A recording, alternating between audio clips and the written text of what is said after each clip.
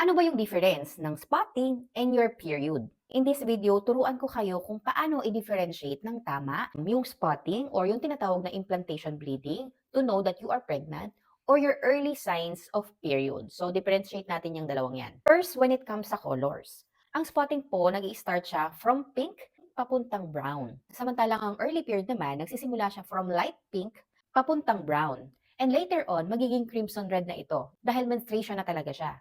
Pagdating naman sa consistency, pag implantation bleeding, on and off po yung mararamdaman mong spotting. Pwede ngayon meron, mamaya wala na naman, tapos meron na naman tomorrow. Samantalang pag period, mag start siya ng light, patak-patak lang muna. Then later on, it will become progressively heavier dahil nga menstruation na siya, lalo na on the second and third day mo. When it comes naman sa clotting or mga namuong dugo, sa spotting po, wala kang makikita na kahit anong blood clot or tissue. As in, pure blood lang talaga siya. Unlike sa iyong period, meron kang makikitang buo-buong dugo. Pagdating naman sa cramping or pagsakit ng iyong puson, sa spotting, pwede kang makaramdam ng light pain pero sa short period lang. Meaning, sandali mo lang ito mararamdaman and very tolerable. Unlike sa iyong period naman, medyo intense yung pain and it can last longer.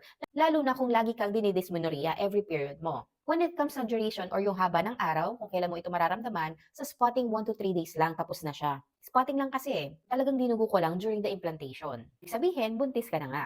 Unlike sa period naman, umaabot ito ng 5 days to 7 days. Depende sa iyong menstrual cycle. So again, thank you for watching my videos. I hope you keep on watching. See you again. Bye!